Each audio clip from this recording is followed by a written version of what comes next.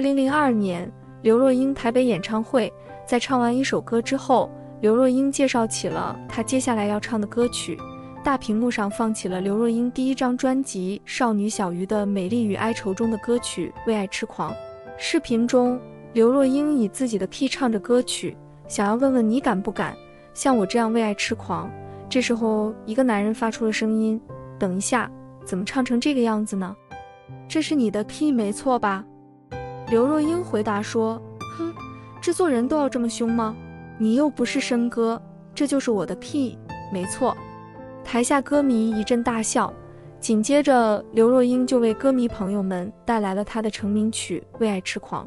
当唱到副歌想要问问你敢不敢的时候，一个男人从舞台侧幕缓缓走了出来，接着副歌唱下去。而这个男人就是陈升。早在刘若英演唱会开始之前，刘若英就希望陈升能够来助阵自己的演唱会，但是被陈升拒绝了。一直到歌曲《为爱痴狂》的时候，陈升惊喜的出现，将演唱会带入高潮。已经是影后歌后的刘若英，在看到陈升出现之后，还像一个小姑娘一样靠在陈升肩膀上偷笑。陈升出现了，而且还穿着西装，这是刘若英除了陈升结婚时候看见他穿过西装之后，第一次看见陈升穿西装，而且还是在自己的演唱会上。那一刻的刘若英幸福无比，然而他们之间的关系终究只能定格在师徒上面，就像一道鸿沟一样，无法逾越。陈升比刘若英大11岁，但就是这样一个有才华有魅力的男人出现在了刘若英面前。而对于陈升的感情，刘若英也从未有过掩饰，对于刘若英的喜爱，陈升也从未有过遮挡。1971年，刘若英2岁的时候，父母离异，当时就决定将刘若英交给自己一位阿姨抚养。这个消息被祖父知道之后，痛骂父母一顿，然后将2岁的刘若英接到了自己身边抚养。那个时候，祖父虽然已经退出军队，但是威望一直在，时常有朋友们前来探望，包括后来的地区领导李先生。1990年，刘若英从大学毕业之后就回到了台湾，因缘巧合之下结识了陈升，并且进入了新乐园工作室担任制作助理。同年3月，陈升将刘若英带入滚石唱片公司，并收至自己门下。虽然对外名称是制作助理，但实际上刘若英干的都是一些生活助理做的琐事，大部分时间则是在做扛道具、买盒饭、洗厕所等杂事。也是在这个过程中，刘若英结识了金城武，2个人一起在滚石做起了制作助理。那个时候，刘若英还有一个重要人物，那就是给陈升买奶茶。周围的人经常会问陈升为什么会喜欢喝奶茶。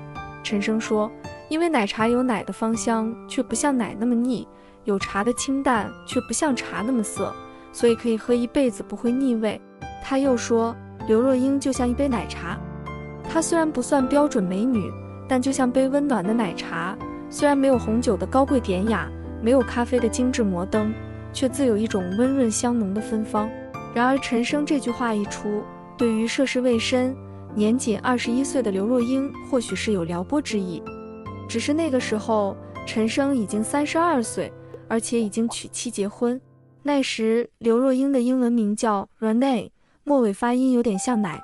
就这样，陈升为刘若英取了个艺名奶茶。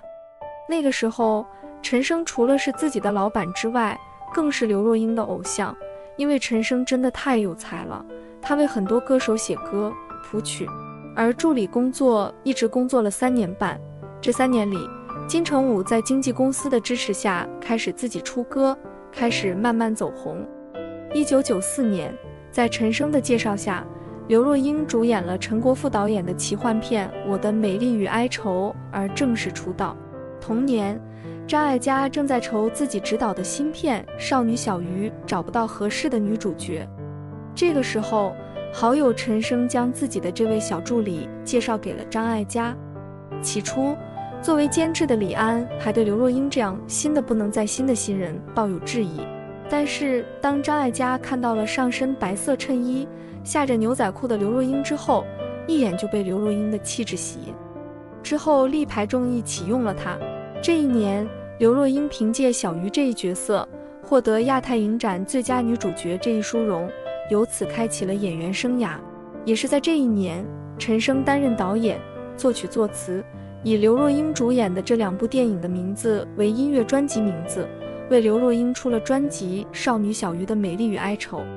这张专辑中收录了8首歌，其中就包括成名曲《为爱痴狂》。除此之外，刘若英还与陈升在专辑中献上了3首合唱歌曲《世间情歌》《国界》《冰点》。也因为这首歌，外界一直在传刘若英这个小助理难道是小三上位？然而那个时候，虽然陈升面对这样的绯闻毫不在意，但是当面对已经获得影后称号的女徒弟，陈升知道自己给不了刘若英想要的。1996年，陈升主动与刘若英解除了合约，并且将经纪约交到了张艾嘉手里。然而那时的刘若英对待自己的师父，有的不是尊敬，而是深爱，但她还是不得已伤心地离开了陈升。而在张艾嘉的运作下，刘若英也很快迎来了自己在内地市场的知名度。2001年，刘若英牺牲自己的颜值，在《粉红女郎》中扮演了一位恨嫁女。她最大的梦想就是结婚，而现实已经32岁的刘若英也渴望自己的爱情与婚姻。之后，刘若英因为参演《人间四月天》而与黄磊相识，那个时候男未婚女未嫁，因此也擦出不少火花。只是后来黄磊与自己的女学生孙俪走到了一起。黄磊曾公开对媒体宣称，他和奶茶之间是在爱情、亲情和友情之外的第4种感情。而那个时候，刘若英还一直牵挂着最初的那个男人陈升。一直到2002年，刘若英举行演唱会，在演唱会上陈升突然出现，给了刘若英与粉丝们一个大大的惊喜。而在演唱会前，刘若英就邀请了陈升，只不过等来了陈升一句关我屁事。最终陈升还是来了，穿着一件还没有撕去商标的西装。同时那时候刘若英获得的影后头衔再多，歌曲再流行，只要是陈升的演唱会，刘若英一定会参加。陈升在台北举行演唱会，刘若英不出意外的还是来了。2人合唱一首之后，刘若英提出了希望陈升能够抱抱她。然而最终陈升只是摸了摸刘若英的头，其他的话什么也没说。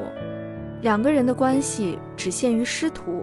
从这以后，刘若英不再出现在陈升的演唱会上。2004年，刘若英搭档刘德华出演了电影《天下无贼》，在电影中上演了一场教科书式的哭戏，一边咀嚼一边落泪，没有歇斯底里的哭声，却足以给观众的内心造成极致的冲撞。曾经有人猜测，当时刘若英为何哭得如此动人，有人说可能想到了陈升。原本大家都以为刘若英可能会一辈子孤单时，她却突然宣布了自己的喜讯。2011年，刘若英宣布与圈外商人钟晓江登记结婚。钟晓江非常疼爱尊重刘若英，一切以刘若英为先，知道刘若英爱好安静，更是为她打造了美丽圣地。